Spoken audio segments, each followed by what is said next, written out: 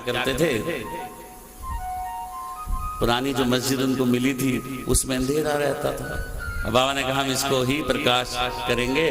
और देखो, हिंदू भी बाबा को मानते थे, मुसलमान भी बाबा को मानते। मस्जिद में रहने के कारण मुसलमान ने सोचा मुसलमान ही था, वेशभूषा थी तो मुसलमान भी लोग उनके पास आने लगे। लेकिन साईं ने उसको क्या नाम दे दिया, ये तो मेरी द्वारका है, ये तो मेरी कृष्ण नगरी है, ये तो मेरी द्वारका है, और द्वारका माई नाम उसको दे दिया। इसलिए हिंदू भी उसको मानने लगे। और बाबा वहां पे दीप जलाते, रोज तेलियों से तेल मांगते और आके जला देते।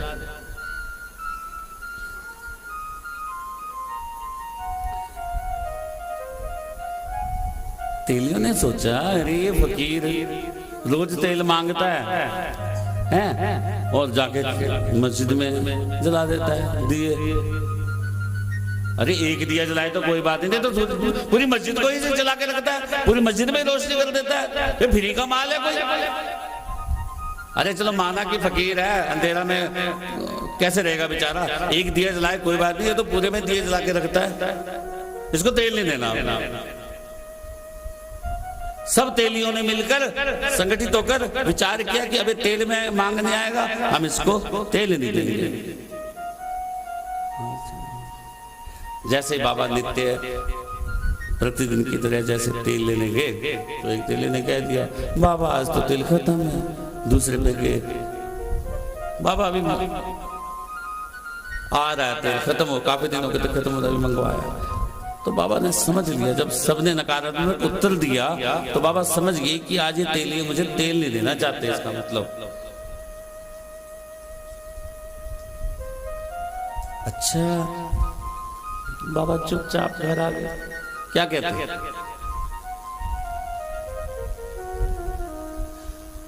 अब तेलिए देखने लगे, चुपके से बाबा के पीछे गए। अब देखते ही आज कैसे रोशनी करता है, रोज हमारे तेल से रोशनी करता था, आज देखते हैं इसको कैसा करता है, तेल दिए कैसे जलाता है।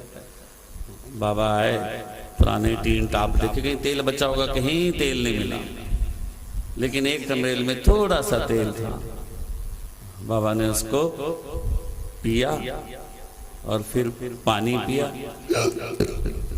जो से ढका हुआ, और सारा पानी फिर वापस उड़ेल दिया मुंह से।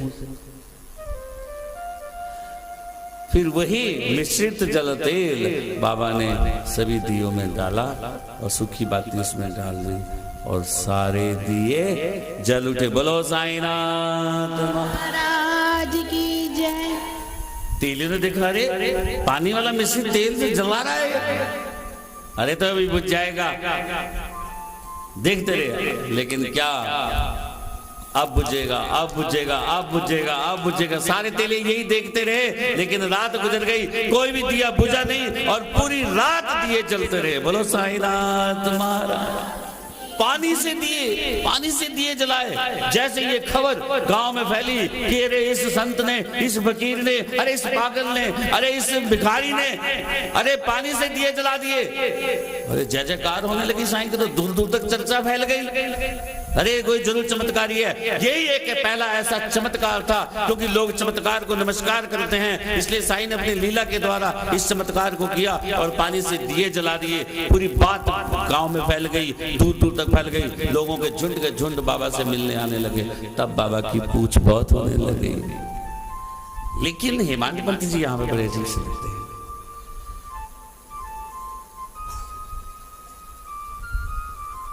और यहाँ पे एक सोचने का विषय है।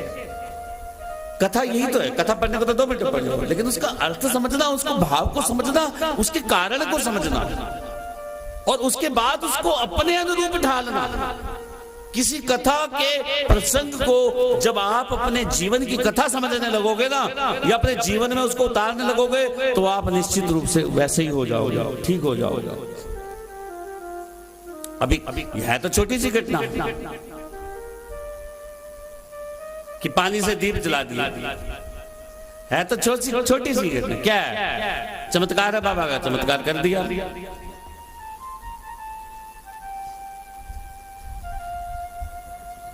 लेकिन यहां पे एक सबसे बड़ी सीख है, सबसे बड़ी शिक्षा। सबसे बड़ी शिक्षा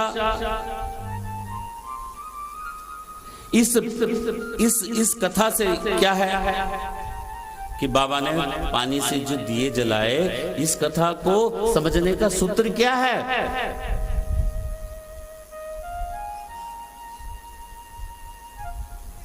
बाबा क्या काम अच्छा करते थे? अरे अंधेरी रोज मस्जिद में तो रोशनी करते थे,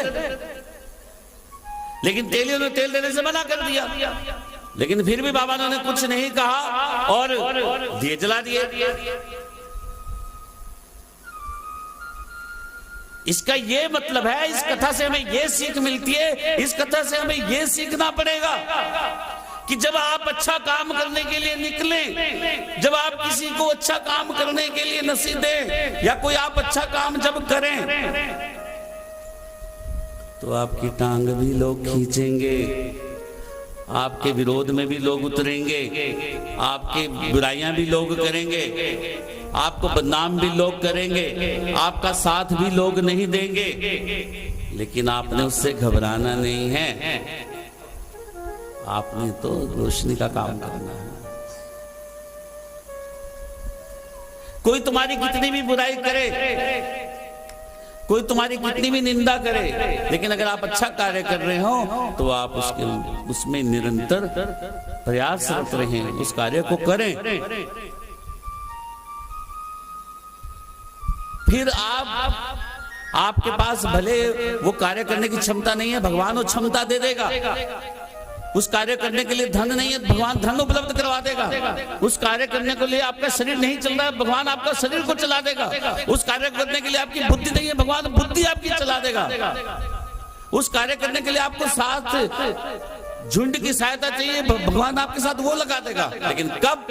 जब आप सोचेंगे तब, जब आप पीछे नहीं हटेंगे तब, जब आप दृढ़ निश्चय से कार्य करेंगे तब, जब आप अच्छी निष्ठा से कार्य करेंगे तब, जब आप अच्छे नियम से कार्य करेंगे तब, जब वो अच्छा कार्य होगा तब भगवान आपकी सहायता करेगा।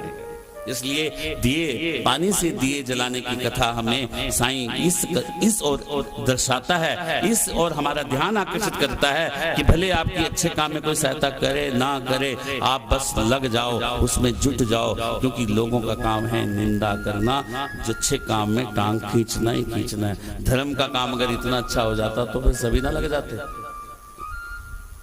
सभी ना लग जाते, फिर तो सभी लग जाते। क्यों?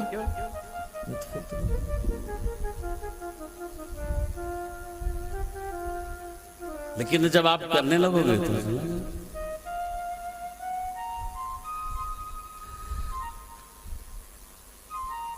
क्यों अनिल शर्मा जी, हमने सोचा था कभी इतना भीड़ बनेगी इस मंदिर में, नहीं सोचा हमने। अनिल शर्मा जी ने भी छोटा था कि चलो छोटा सा मंदिर बना देंगे, पूजा सुबह शाम साईं की हो जाएगी। लेकिन चले थे हम अकेले और काफिला बनता गया, आज हजारों का कारवा साथ है। बोलो साईनाथ महाराज। कई मित्र मुझे कहते हैं अरे साईं की कथा है, किस कथा है? हमने तो पहली बार सुनी है, कैसे होती है कथा? अरे कथा तो कथा ही रहेगी। उसको सुनने का, उसको समझने का हमारे मन में चिंतन होना चाहिए, मनन होना चाहिए, आचरण होना चाहिए। जब सारी रात तेल के दिए जलते रहे, पानी वाले दिए जलते रहे, और सारे व्यापारी, सारे तेलियों ने देखा कि अब ओहो ये क्या हो गया, ये तो कोई भगवान था जिसने पानी से दिए जला दिए। फिर उन्होंने बाबा से क्षमा मांगी, चरण पकड़े कि हे साईनाथ हमें क्षमा कर दो। तब बाबा ने उन्हें सीख दी क्या कि आपके द्वार पर कोई भी मांगने आए, अरे उसका निरादर मत करो। अरे तुम्हारे पास कुछ है नहीं तो उसे नमस्कार कर दो, दुत्कार ना गाय को। कहीं को चल चल बाबा यार भाग जाएगा, है नहीं कुछ, है नहीं मेरे पास, है नहीं कुछ। जब कुछ जेब में लौटा, अरे क्यों कहता है, क्यों कहता है तू ऐसा कि मेरे पास कुछ नहीं है, जा आगे। अरे भगवान ने दिया तो है तेरे पास। अरे 2 रुपया नहीं, एक आना ही दे दो, कुछ तो दो। अरे कुछ भी ना दो लेकिन तिरस्कार मत करो। वो क्यों करते हो? हाथ जोड़ दो, कोई बात नहीं, कल आ जाना बाबा जी, ये कुछ है तो थोड़ा सा दे दो।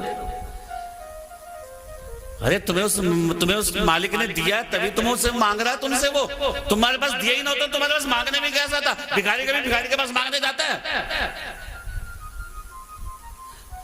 भिखारी कब किसके पास मांगने जाता है? या कोई भी भिखारी के अलावा अगर हम भी कभी के आम जीवन में आम व्यवहारिक रूप में अगर हम किसी दोस्त या मित्र के पास कभी सहायता लेने जाते हैं तो क्यों जाते हैं? हमें जब मालूम होता है कि उसके पास है तभी जाते हैं, और उसको भगवान ने दिया तो अगर वो होते हुए भी ना दे तो इसलिए साईं कहता। और एक बात और कहता साईं कि आपके निकट वही आता है जिसका आपके पूर्व जन्म का नाता हो, नहीं तो आपके निकट कोई आ ही नहीं सकता।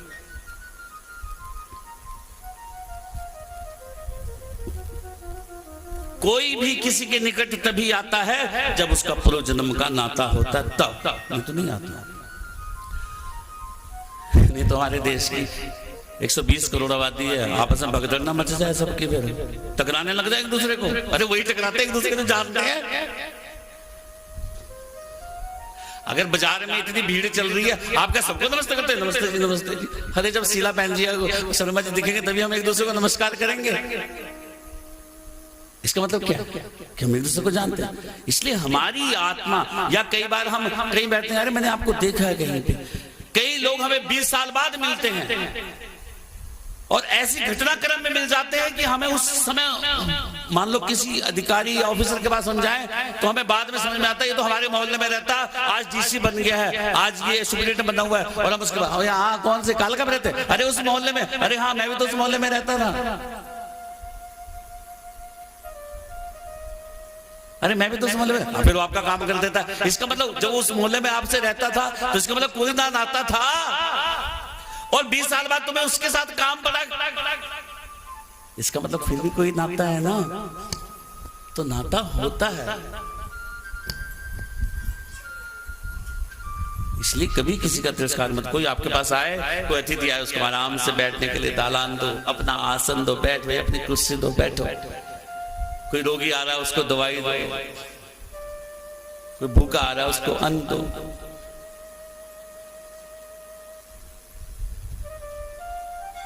और दोपहर को कोई आ जाए तो उसको तो भोजन जरूर दो। बाबा ने दोपहर के भोजन की महत्ता को बताया है कि अगर किसी का दोपहर का खाना खा रखा होगा ना तो उसे रात को ना मिले कोई बात नहीं, नींद आ जाएगी, लेकिन अगर दोपहर को भी नहीं खाया होगा तो फिर रात का भी ना मिले, फिर तो आएगी नहीं बिल्कुल। इसलिए दोपहर का भोजन तो बाबा जो भी दक्षिणा में मिलता, आटा चावल दाल जो बाबा इकट्ठे ही करके बनाते, और खिचड़ी, इसलिए बाबा ने खिचड़ी की। जैसे बाबा ने सब भगवानों को मिला दिया ना कि सबका मालिक एक है, तो बाबा ने कहा सब अन्न का एक ही सूत्र है, खिचड़ी।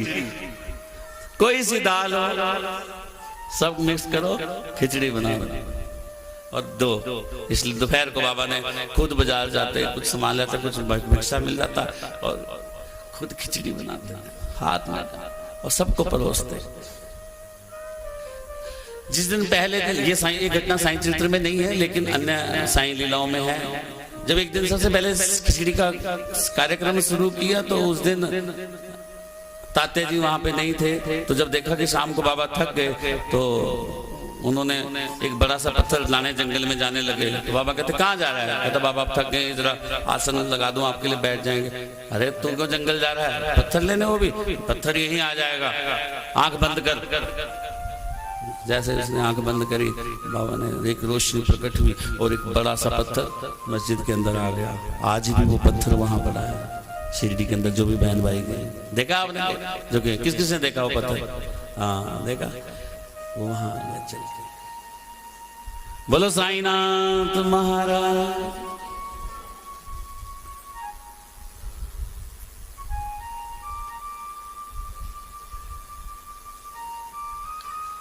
इसलिए साईं ने शिरडी में डूबे हुए लोगों को बचाया। साईं ने हैजा में मरते हुए लोगों को शिरडी में बचाया। इसलिए हमने भी क्या कहना अब साईं से कि हे मेरे साईं, हमारी भी जिंदगी की डूबती हुई जो नैया है, ये भंवर में फंस गई है, डूब रही है, इसको बचा, वो हमें दुखों से ऊपर लेके आ। हमारे घर के आगे भी सुख के पहरे लगा दे। डूबतों को बचा शिरडी वाले, बचा शिरडी वाले, मेरी नैया है तेरे हवाले। डूबतों को बचा शिरडी वाले, डूबतों को बचा शिरडी वाले, मेरी नैया है तेरे हवाले, मेरी नैया है तेरे हवाले। डूबतों को बचा शिरडी वाले, डूबतों को बचा शिरडी वाले, मेरी नैया है तेरे हवाले, मेरी नैया है तेरे हवाले। जो इंसान अपनी जिंदगी रूपी नैया को भगवान के हवाले कर देता है और भगवान को ही उसका खेवट बना देता है, चालक बना देता है, उसकी नाव कभी डूबती नहीं है। भाव ये कि जो अपने दुख सुख सब अर्पित कर देता है भगवान को और ये कहता है कि हे साईं, तू जो करेगा वही ठीक होगा, हमारी जीवन की नैया का चालक तू ही है, फिर बाबा आपकी डूबती नैया को बचा लेगा। डूबतों को बचा शिरडी वाले, डूबतों को बचा शिरडी वाले, मेरी नैया है तेरे हवाले, मेरी नैया है तेरे हवाले। ओ लाख अपनों को मैंने पुकारा, लाख अपनों को मैंने पुकारा, सबके सब कर गए हैं किनारा, सबके सब कर गए है किनारा, और कोई ना देता दिखाई, और कोई ना देता दिखाई, सिर्फ तेरा ही अब तो सहारा, सिर्फ तेरा ही अब तो सहारा। डूबतों को बचा शिरडी वाले, डूबतों को बचा शिरडी वाले, मेरी नैया है तेरे हवाले, मेरी नैया है तेरे हवाले। ओ मेरी नैया नैया नैया बाबा नैया नैया नैया, नैया नैया नैया बाबा नैया नैया नैया, मेरी नैया नैया नैया बाबा नैया नैया नैया, मेरी नैया नैया नैया बाबा नैया नैया नैया, मेरी नैया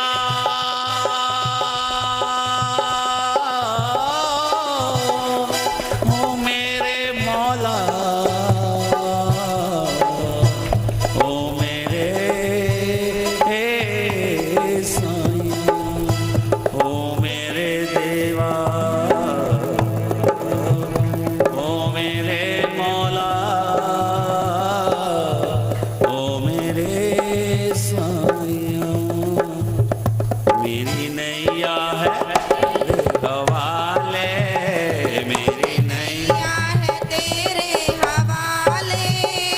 डूबतों को बचा शिरडी वाले, डूबतों को बचा शिरडी वाले, डूबतों को बचा शिरडी वाले, डूबतों को बचा शिरडी वाले, मेरी नैया है तेरे हवाले, मेरी नैया है तेरे हवाले।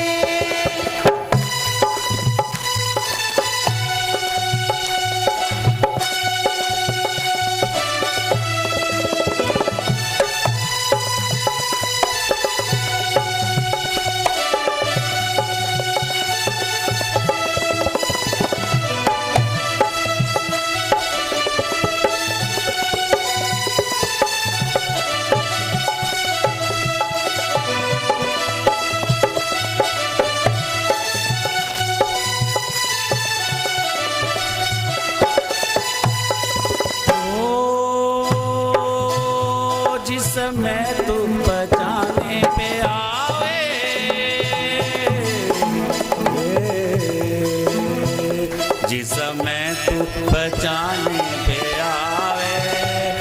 आग से भी बचा कर दिखाए, आग से भी बचा कर दिखाए। साईं जिस समय बचाने पे आता है ना तो आग से बचा के। इसकी कौन सी कथा है इसमें? साईं चरित्र में कथा है। एक बार जब बाबा मस्जिद में बैठे थे, धुनी में लकड़ी डालते, लेकिन एकदम बाबा ने हाथ अपना धुनी के अंदर डाल दिया। जैसे धुनी में लोगों ने बाबा को खींचा, अरे बाबा ये क्या कर रहे हो, धुनी में हाथ डाल रहे हो। बाबा ने कहा, देखा तो बाबा के हाथ जल गया, लेकिन बाबा ने कहा अरे कोई बात नहीं, मेरा भले ही हाथ जल गया, लेकिन वहां कुम्हारिन का बच्चा बच गया। कुम्हारिन का बच्चा? बाबा कहते हैं हाँ, पास के गांव में एक कुम्हारिन थी, उसकी पीठ पे बच्चा बंधा था और वो भट्टी झोंक रही थी। इतने में उसके पति ने आवाज मारी और भूल गई हो कि मेरा बच्चा मेरी पीठ पे है। एकदम खड़ी होती है और बच्चा उसी टाइम भट्टी में गिर जाता है, लेकिन साईं को पता लग जाता है और साईं एकदम हाथ डालकर निकाल देता है, क्योंकि वो कुम्हारन साईं की भगत थी, इसलिए अपने भक्तों पर कभी आंच नहीं आना। सपन में भी कोई अगर बाबा को दर्शन कर लेता है, नाम ले लेता है, तो साईं उसकी पुकार को सुनकर उसकी इच्छा को पूरी करता है। इसलिए साईं जब बचाने पे आता है तो आग से भी बचा कर रखा है। जिस समय तू बचाने पे आवे, जिस समय तो बचाने पे आए, आग से भी बचा कर दिखाए, आग से भी बचा कर दिखाए। भक्तों को बचा शिरडी वाले, भक्तों को बचा शिरडी वाले। मेरी नैया है तेरे हवाले, मेरी नैया है तेरे हवाले। ओ जिस पे तेरी दया दृष्टि होवे, जिस पे तेरी दया दृष्टि होवे, कैसे उस पे कहीं आँच आवे, कैसे उस पे कहीं आँच आए। आंधियों में भी, हाँ ओ आंधियों में भी हो, ओ आंधियों में भी, ओ आंधियों में,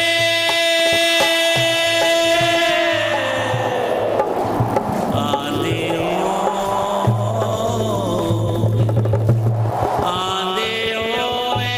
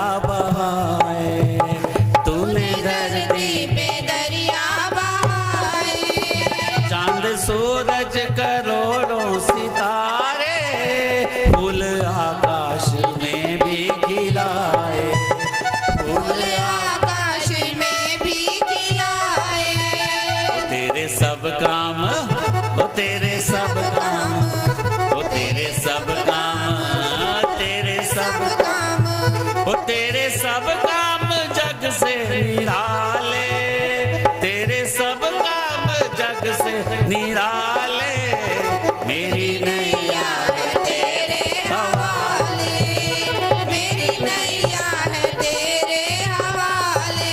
और जो सच्चे हृदय में साईं के भगत होते हैं ना, उनके साथ क्या होता है, वो बिन तेरे चैन मिलता नहीं है, बिन तेरे चैन मिलता नहीं है, फूल आशा का खिलता नहीं है, फूल आशा का खिलता नहीं है। जो बाबा के भगत है, वो वीरवार को अगर मंदिर में आए तो वो बुझे बुझा रहेगा उनका मन। आज पता नहीं क्या होगा हमारे साथ, आज हम क्यों नहीं जा पाए वीरवार मंदिर में। इसलिए जब तक जो बाबा का दर्शन ना कर लें, जब तक बाबा के 11 वचन ना पढ़ लें, जब तक बाबा की आरती ना कर ले, तो हमारे मन में रहेगा पता नहीं हमारे साथ क्यों ऐसा हुआ। फूल खिलेगा ही नहीं मन का। बिन तेरे चैन नहीं है, बिन तेरे चैन मिलता नहीं है, फूल आशा का खिलता नहीं है, फूल आशा का खिलता नहीं है।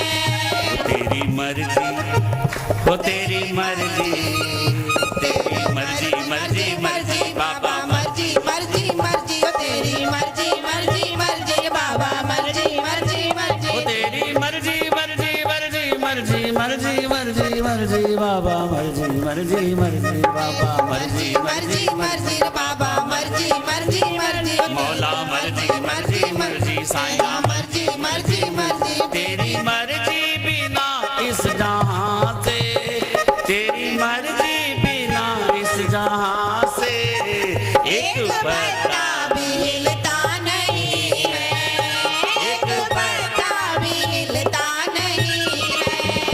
तेरे बस में, वो तेरे बस में, तेरे बस में बस में बस में बाबा, बस में बस में बस में बस में बस में बस में बाबा, बस में बस में बस में तेरे बस में अंधेरे उजाले, तेरे बस में अंधेरे उजाले, मेरी नैया है तेरे हवाले, मेरी नैया है तेरे हवाले। मेरी नैया नैया नैया बाबा, नैया नैया नैया ओ नैया नैया नैया नैया नैया नैया, मेरी नैया नैया नैया बाबा, नैया नैया नैया, मेरी नैया नैया नैया बाबा, नैया नैया नैया, मेरी नैया नैया नैया बाबा,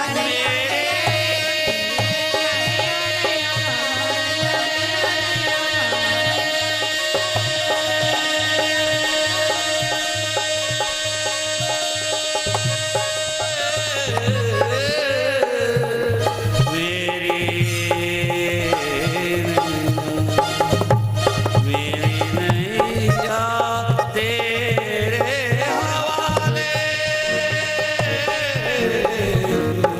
मेरी नैया तेरे हवाले। बोलो सदगुरु साईनाथ महाराज की जय। इसलिए जो अपनी जिंदगी रूपी नाव की नैया को साईं के सहारे छोड़ देता है, साईं को उसका खवैया बना लेता है, फिर बाबा देखो उसे कैसे पार लगा देता है।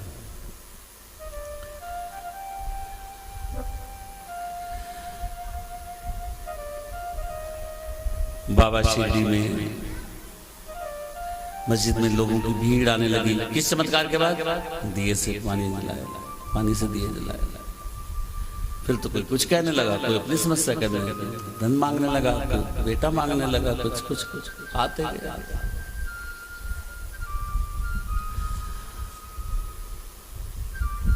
और बाबा ने उस मस्जिद के अंदर धूना स्थापित कर दिया, अखंड द्वारका माई उसको नाम दे दिया। बाबा दिन भर धूने के पास बैठे रहते और भभूति लोगों को तिलक लगाते, पीने को बोलते, घर में छिड़कने को बोलते, लगा लगा भभूति बाबा की काम आने लगी।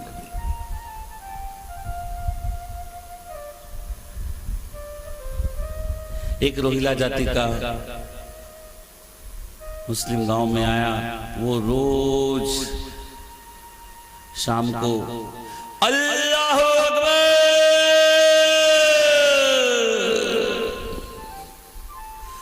अल्लाह अकबर,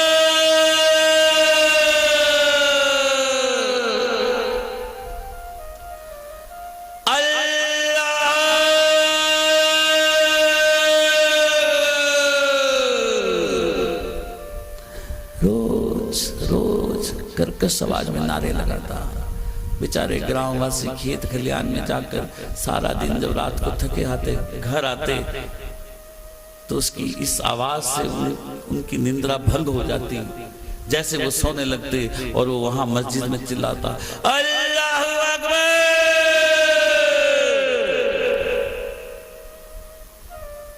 सब ग्रामवासियों ने एक दिन निर्णय लिया कि रोज इतनी कर्कश आवाज में क्यों चिल्लाता है, क्यों इतने जोर जोर से नाम लेता है। सब बाबा के पास गए, बाबा देखो अब जैसे हम थके आते हैं और ये हमारी निंद्रा भंग कर देता है। बाबा ने ध्यान नहीं दिया गाँव वालों की बातों में। बाबा लोग फिर कहने लगे, बाबा देखो ये समझाते क्यों नहीं रोहिला को।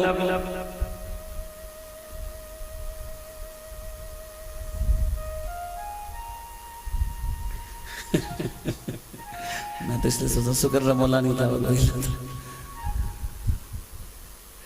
यहाँ रमोला से भी कईयों को परेशानी हो रही है।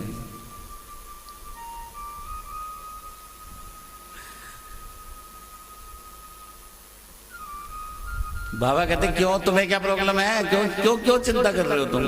बाबा इतनी जोर से चिल्लाता है। बाबा ने ग्रामीण से शांत, कोई बात नहीं कोई बात नहीं। ये जब अल्लाह का नाम लेता है चिल्लाता है, जब भगवान का नाम लेता है अपने उसको पुकारता है, ये इसलिए पुकारता है क्योंकि इसकी पत्नी बुरे स्वभाव की है।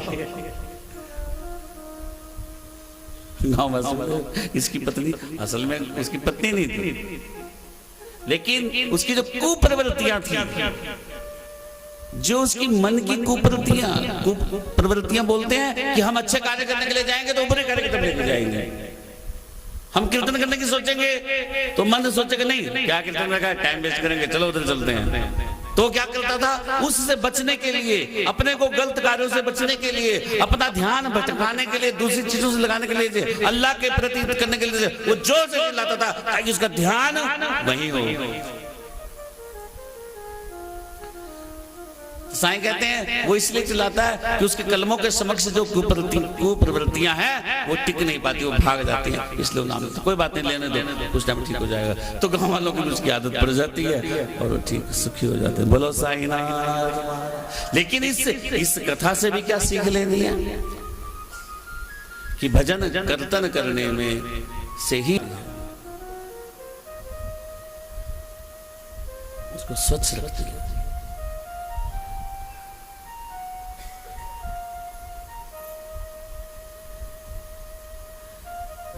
दिनों दिन भीड़ बढ़ती गई और एक गोपाल राव गुंड के नाम का एक इंस्पेक्टर था जिसकी 3 बीवियां थी लेकिन संतान कोई नहीं थी। देखो क्या बात, एक से भी नहीं हुई, 2 से भी नहीं, 3 से भी नहीं हुई। बहुत दुखी हुआ, बाबा के पास, बाबा ने उसको वरदान दिया, उसके घर पुत्र हुआ, बड़ा खुश था। तो उसने उसको एक मन में सुझाव आया, चिंतन आया कि देखो बाबा की शिरडी में जो भी जाता है उसकी सब मनोकामना पूरी होती है, क्यों ना वहां एक मेला भरा जाए। आज की भाषा में उसको कहेंगे क्यों ना एक साईं परिवार मिलन समारोह किया जाए। मेला उल्स मतलब उन्होंने कहा जिस जिसको जो जो लाभ है सभी मेला भरते हैं, शिरडी के अंदर मेला भरेंगे जिसको हमारे मुस्लिम में उल्स कहते हैं। उल्स का मेला भी 25 को क्वालियां है ना, आप दरगाह पे जाएंगे साईं खाकी शाह पे, वहाँ पे उल्स मेला कहते हैं ना। उल्स वो मेला यही होता है कि वहाँ कीर्तन भजन क्वालियां सब इकट्ठे के मिले होंगे, बाजार लगे। उसने भगत ने और भक्तों से बात करी, सबने फिर बाबा से बात करी। बाबा का बहुत अच्छा विचार है, करो, लेकिन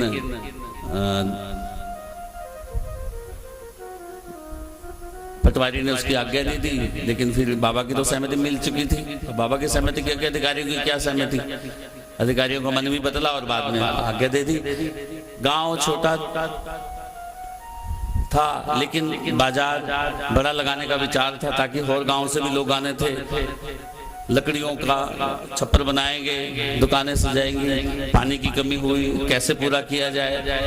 तो गांव में 2 ही कुएं थे, एक बिल्कुल सूखा था, दूसरे का पानी खा रहा था। तो निर्णय हुआ कि ऐसा करते हैं। तो बाबा को समक्ष समस्या रखी गई। बाबा ने जो जिस कुएं का पानी खा रहा था उसमें फूल डाला और वो मीठा हो गया।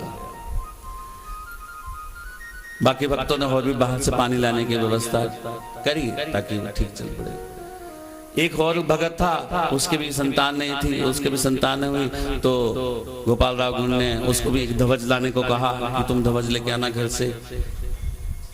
इसलिए जिसकी भी मनोकामना कभी पूरी हो जाए तो वो ध्वज लेके आए, बेशक साईं मंदिर में लगा देंगे ऊपर। अब आज से मैंने भी यही सोचा है, इसको पढ़ के ले ला कि जिसके यहाँ बेटा हो जाए, क्योंकि इस कथा में है ऐसा, पहले चिंतन नहीं आया। अब मैं भी आगे से कहूंगा, जिसको साईं बेटा दे ध्वज आके चढ़ा दे, बोलो साईं नाथ। तो उन्होंने भी जुलूस से ध्वज लगा और ध्वज मस्जिद पे चढ़ा दिया गया, लगा दिया गया। और ये उल्स और मेला जो है रामनवमी के दिन ही निश्चित हुआ भरना। ये कुदरती बात थी। तो एक भगत ने कहा कि बाबा क्यों ना राम जन्मभूमि मना ले। हाँ क्यों नहीं, लेकिन लीला तो बाबा की थी, बाबा ही चिंतन डाल रहे थे सबके मन में। उधर में मुसलमानों ने कहा कि हम भी क्यों ना उल्स निकालें, जुलूस निकालें, लुबान।